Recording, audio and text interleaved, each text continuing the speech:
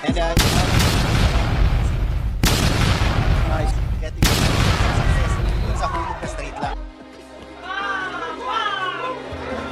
Sa lakas ng suntok ng Pinoy, muntik nang mabulag ang kalaban. Taong 2023 nang pasukin na magaling nating pambato ang sports ng boxing.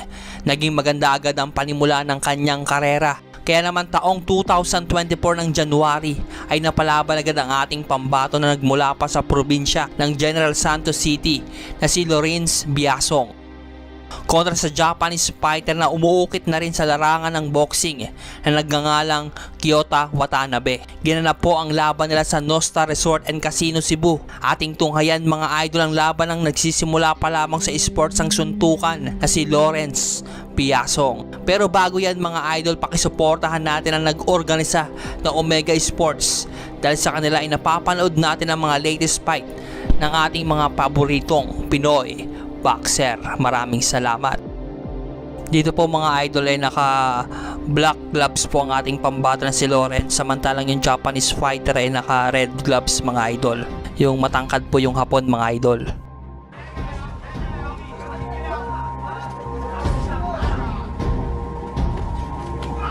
Nice. Dito nga sa round 1 ay maganda agad ang pinapakita ng Pinoy mga idol. Magagandang kombinasyon po yung ginagawa ng ating pambato na si Lawrence.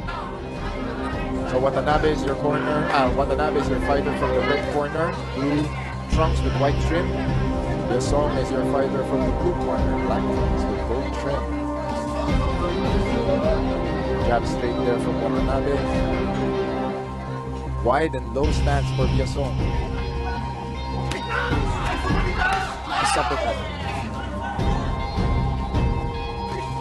We're seeing a variety of attacks so far from Lawrence. Good activity round for both fighters, no? Even though this is just the opening round. Medyo they're not they're very active right? Nice uppercut para sa ating pambato na si Biasong mga idol. Nice uppercut. Good uppercut to the body by Lawrence Biasong. And the good thing about Biasong, after he throws that combination, 10 seconds remaining para sa round 1 mga idol. Talagang maganda yung pinakita dito ng ating pambatong Pinoy na si Biasong. Final 10 seconds of the opening round. good lead right hand from Round 2 na tayo mga idol. High approach here by Biasong. Kaso kumain. Parehas nagsisimula pa lamang ito sa sports ng suntukan, pero maganda na po yung pinapakita ng dalawang boksingero mga idol. Nakakabilib po. Lead straight there by Watanabe. Counter uppercut by Biasong. Now Watanabe tries to lean forward. It goes for a clinch. You know, this is an interesting fight considering that it is Watanabe's first fight and international agad.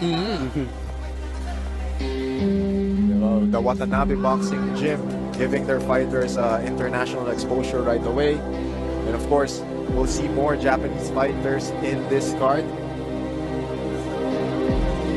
Usually yung mga ganitong lumalaban outside of their own country, most likely magandang amateur background ito. Kasi for them to have that kind of confidence right away. And we're seeing it right now. Di ba nakikita natin, it's not too anxious. Di ba? Walang gigil. Oo, walang gigil. It's not really putting too much of everything into his shots. Puro mahilig sa counter punch. Diba? Very good jab. The defense is there. Biasong goes to the body. Lead hook there by Watanabe. As we approach 1 minute 20 mark in the second. Malakas na kanan po yung sumapol sa bodega ng Hapon. Napaatras dito ang Hapon mga idol. Getting some success sa hulog na straight lang. And he snapped the head of Watanabe with that straight right. Diba? Definitely got the jab. Pero napakatibay din ng Hapon. Talagang kahit na malakas po yung tumama sa bodega, nakatayo pa din. Young fighter, ang ganda ng mix-up ng combinations niya. Oo. The variety in his punches are really something to see.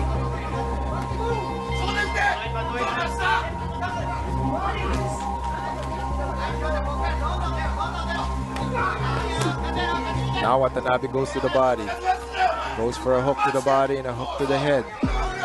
And he's just in front of Lawrence Biasong. More jabs from Watanabe. Lead uppercut. 1-3 combination para sa ating pambatong Pinoy mga idol. Very Combination good. from Biasong. Very good uppercut there by Biasong.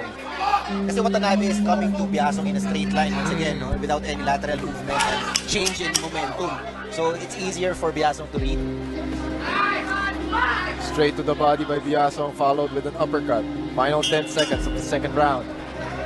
Round 3 na tayo mga idol, at kung hanggang ngayon ay hindi ka pa rin nakakapag-like mga idol, like mo na at pindutin mo na rin yung notification bell, yung subscribe button dyan para lagi kang updated sa mundo ng boxing mga idol. Salamat po at mabuhay po kayo. At pakishare na rin mga idol. Maraming salamat ulit mga idol. 2 hooks to the body by Watanabe. More uppercuts to the body from the Japanese fighter. But he keeps leaning forward. He keeps coming forward. At nakaabang dun yung uppercut ni Biasong when that happens. Good right hand from Watanabe. Followed with a left hook. Uppercut and a hook by Biasong.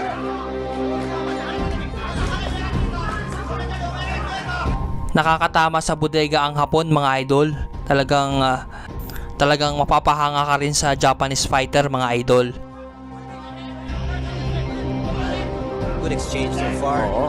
Maganda yung push and a punch. Yung pag-lean push, sabay combinations from Biasong.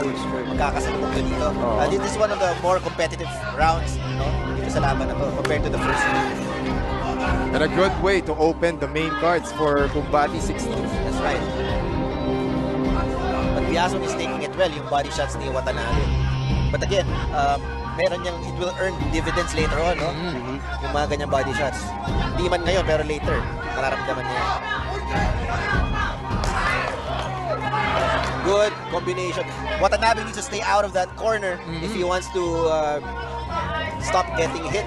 And But taking Biasong damage. is doing a good job by cutting him off and leaning forward. Kanina yun yung diskarte ni Watanabe. He was the person leaning on his opponent. Now, Biasong is like returning the favor.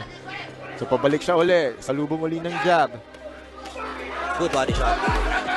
And Watanabe returns to Good body shot para sa ating pambato na si Biason. Talagang hindi man mararamdaman ng Hapon yung suntok ng Pinoy sa bodega, maya-maya pagkatapos ng laban mararamdaman niya yung sakit na dinulot ni Biasong. Ages goes back to his jab. Good hook to the body by both fighters.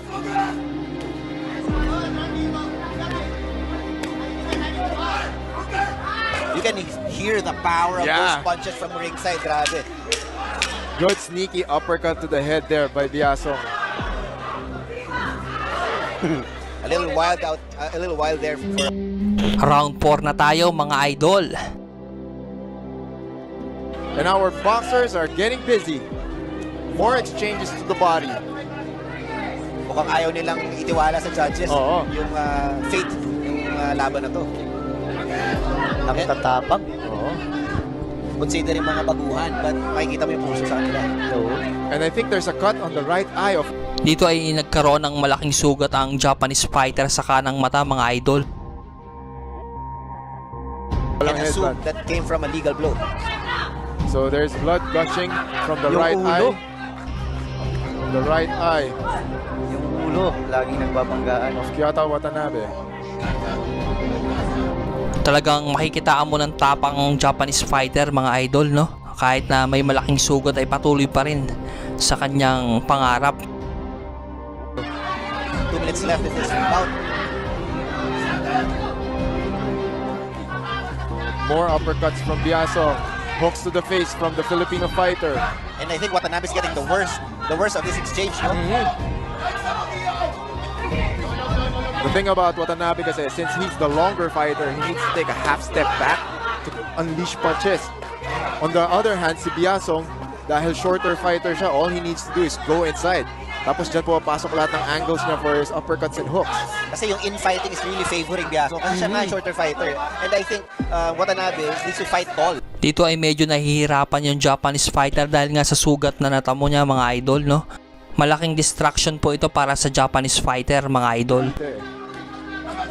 Nakaka-distract yung yung cut talaga. Sa totoo lang. Sobrang distract talaga.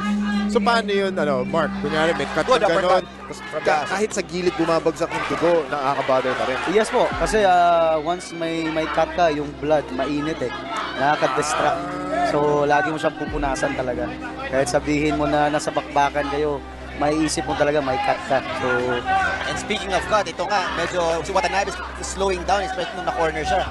But, Good right overhand hand. right Mukhang from narinig Kyoto tayo. Watanabe. Too much heart from Watanabe.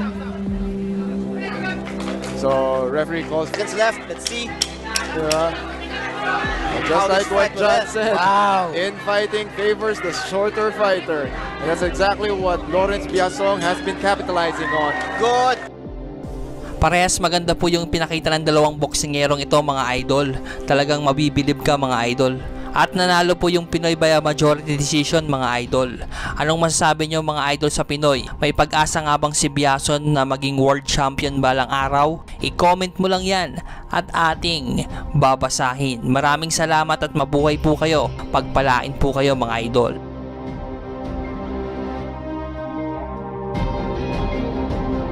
Maraming salamat mga idol dahil hanggang dulo ay nanonood pa rin po kayo. God bless you mga idol.